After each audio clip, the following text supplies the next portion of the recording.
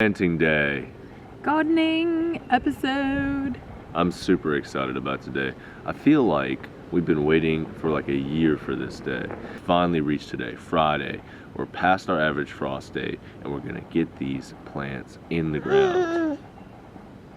So let's hit it.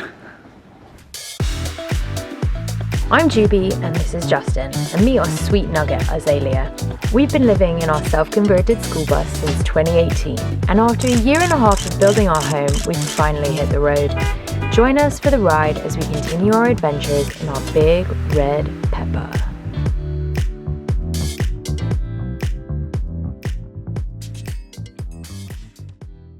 So as per usual, having a child requires a lot of gear, and this is what we are walking just down the way with. Our jackery, so we can finish charging our drone, which we forgot to charge. Things to occupy Azalea. Chair, all this good stuff. A camera bag, and a speaker, and some water. Yeah, bring it with us. And of course, our trusty watering can. Are we ready? We're so ready. Okay. We're actually going to go to the communal garden for the farm here, but on the way we have to pass our own garden. Yeah? Do the honors. Cucumbers? Okra, because Juby loves okra. Yeah, fried okras. Fram it. We've got our perennial bed. So we've got some sage, lavender growing, and down there is some oregano. Finally, to top it all off, this is our varietal bed. We've got basil, cilantro, parsley, peppers, eggplant, onion. I know what you're thinking. How did you pack that all in that tiny space? I have no idea.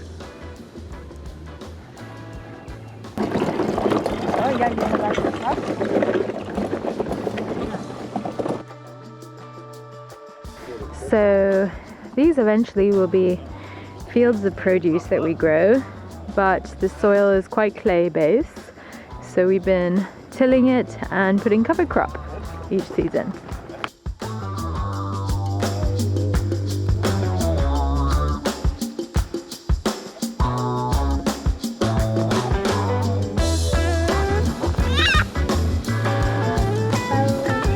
What's up? What you planting, babe? What are these? Beans, right? Yeah, they're purple beans. Royalty purple garden pods. Beans going in these beds. We've got a bunch of Swiss chard and other lettuces that are going to go down at this end. What is it, Azalea? So let's get to it.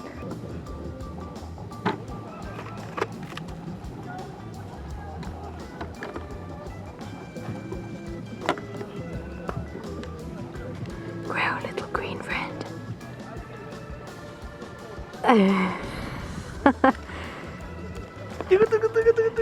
Meanwhile, Azalea's staying occupied. Yeah, there's your water bucket and all these eggs.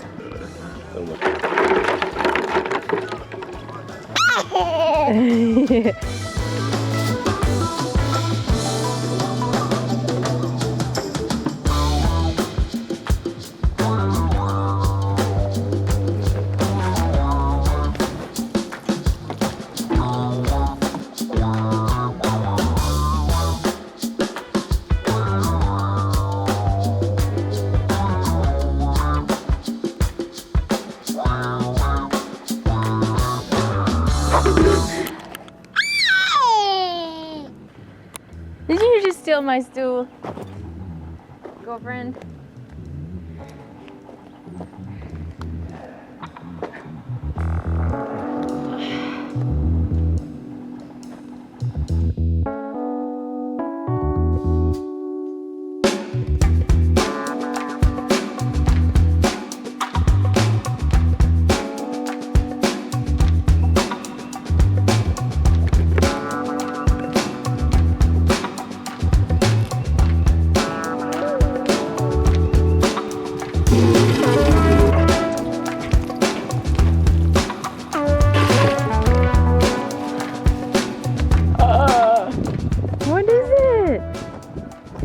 What do you have? Those are very special gardening shears.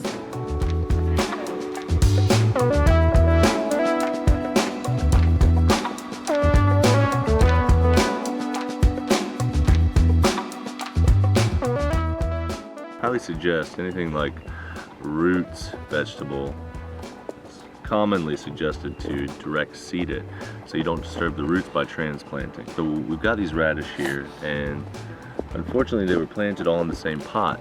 And so, oh hey Zay, you want to tell them about radishes?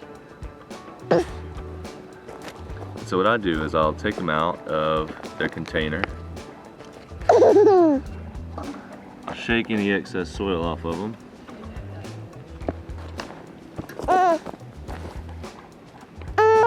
And then I'll take them by stem. This is all very, very gently. I'll just put them in some water. Just kind of swish them around to get the rest of that soil off. Gentle, gentle, hang on. Gentle, I'm gonna show you how to do it. See, you gotta move them around like that, and you have to be very gentle. We don't want to hurt the roots. So once you got most of the soil off, you can kind of very gently just pull them apart. Sometimes you gotta do what you gotta do. And the other ones that we've transplanted like this so far have made it and are beginning to root in their new beds. And that's Azalea's favorite big pile of compost to roll around in and get real dirty. So I have my trusty bucket of compost. I'm going to be planting all along the side of this greenhouse here some sunflowers, an American giant hybrid, an evening sun mixed color, and a sunflower busy bee. That is what they look like when they are seedlings. Oh, Azalea, you're very strong. Are you going to do some watering? Great. Can you water this bed here? Oh, thank you. Okay. Now they're really heavy. Got it? Good job. You're so strong. Yay! Good job, thank you. See if Pops needs any. Look at how strong she is.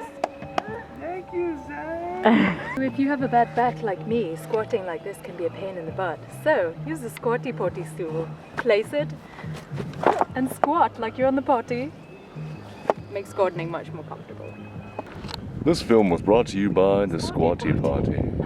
Just kidding, all right. Be you. Be you.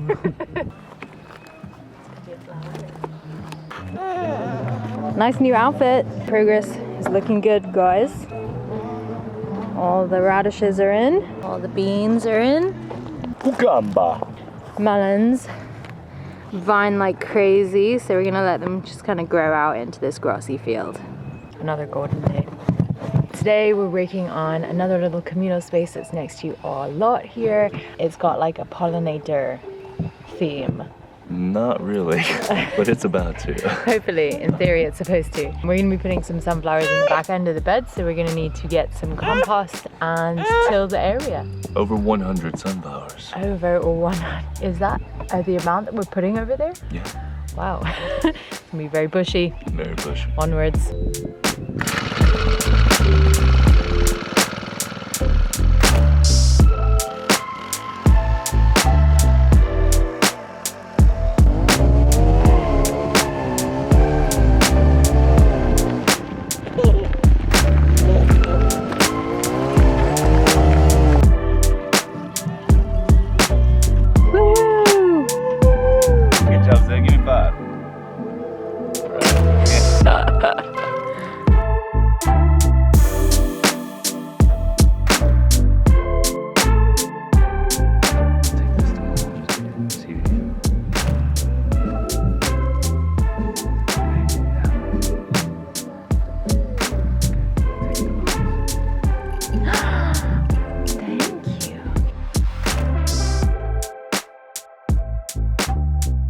Put your hand out.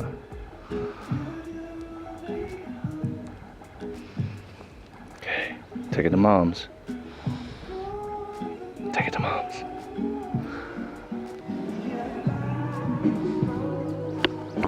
Thank you. Good job, Zay. Thank you. Okay.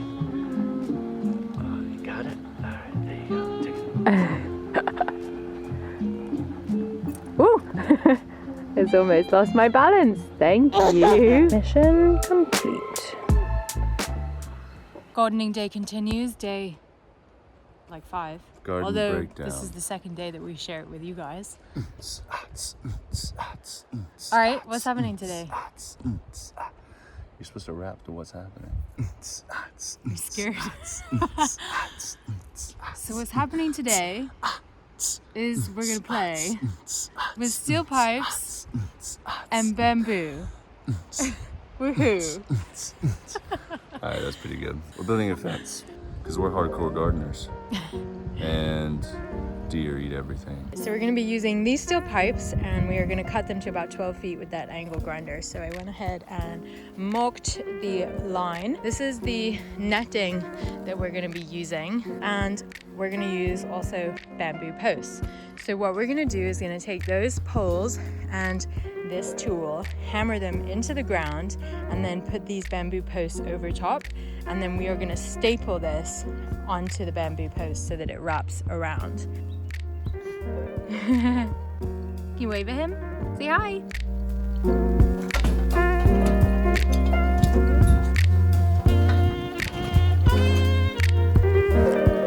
gonna be loud. Yeah, hold on. Alright, good. That's the progress. Little bamboo in the ground.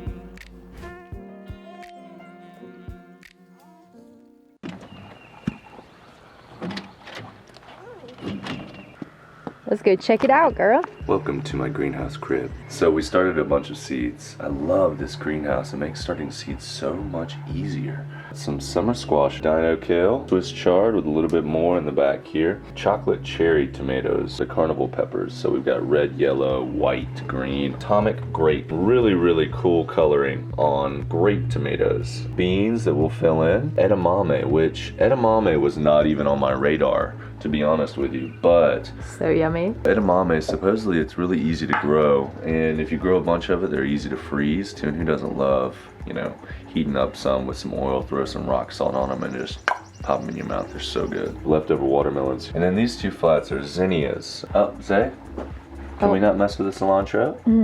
Thank you. Instead of grabbing the soil, let's breathe on them like this. A bunch of cilantro here, variety of beets here, spinach as well, which spinach is getting close to being ready to go out. These are hopefully moonflowers. They had a rough start as they pulled them out of the ground a few times.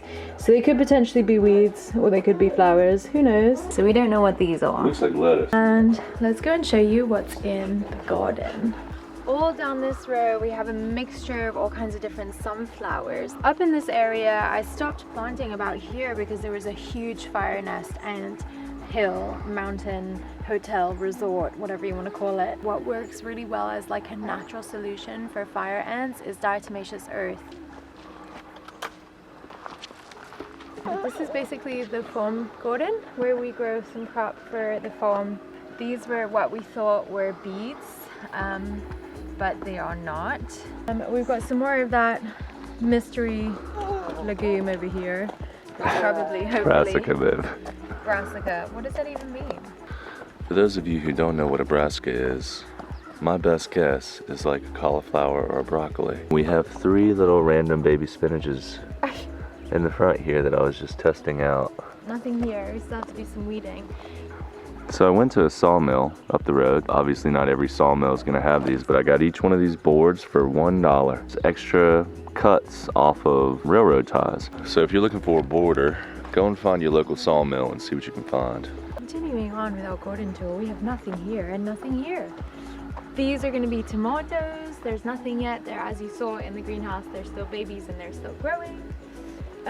Here we have the purple beans. And we're basically going to build a trellis so that you have a walkway here in the middle and another one on the other end, and it's just going to trellis like up, so you have a whole tunnel coming this way and this way,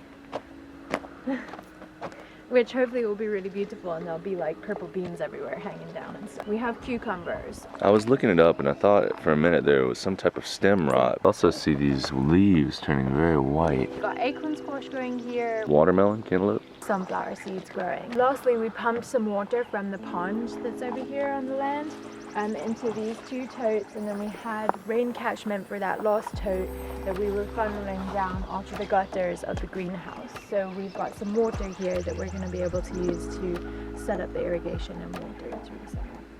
so we just wanted to round this video out with some book suggestions. So I'm a little biased, but one of my favorites is The Bee Friendly Garden. This really goes through a lot of different types of flowers that you can put in your garden, annuals and perennials, that are good for pollinators. And it's an easy read and just kind of goes over the different benefits of different flowers and shade versus sun and just all those different types of topics there. So if you guys are wanting to get more into a pollinator garden or a more bee-friendly garden, then a really great option is a wildflower seed packet. One of Justin's friends is the founder behind this company, the Pollinator Project, whereby she donates proceeds to the invertebrate conservation efforts for each packet that is sold. And if you guys are curious and want to help support, you can also buy these on my website and take the time to plant some seeds that are not only going to be beautiful for you to enjoy, but also helpful for the pollinators of our world. The bees thank you. They do. Another book that I have been enjoying kind of glancing through and reading back and forth over is this one, The Backyard Harvest. What's awesome about this book is that it goes month by month of what to sow, when to sow it, what to be doing to your garden, what to eat, what to prepare, things like making pickles or relishes. Definitely would suggest this book. Say this book is called Self-Sufficiency for the 21st Century. This is personally one of my absolute favorite books. It kind of walks through their building of their homestead. It's got a really huge breadth of information and it goes into a reasonable depth to the point to where you can grasp what you need. Anything from making your own mead to creating solar to greenhouses and rain gardens and filtering water. I mean, it's all around. It hits on all these topics for self-sufficiency. The pictures are great and extremely helpful. There's some really great recipes in the back as well. And one of the guys that is in all the pictures, he's got a really, really great mustache. Yeah, he does. Yeah, this is a really awesome book if you are trying to do like the homestead thing and trying to do everything, like make cider and just like live straight off of the land. That is definitely a really great book to read. So yeah, with that, she's been practicing her words lately. She's doing really good. To be honest with you, one of the things that's been keeping me sane is being in nature. Reading books about gardening, actually gardening and beekeeping. That's what I've been filling my time with. Thinking about all my 2020 intentions and kind of just like put them on a shelf for right now until things get figured out. The deal. It's been first and foremost, it's been amazing pouring our time into the land. To be honest with you, we forgot how much we really, really enjoyed gardening and homesteading. Even the small things we've been doing, like making kombucha or making nut milk or, planting in the garden.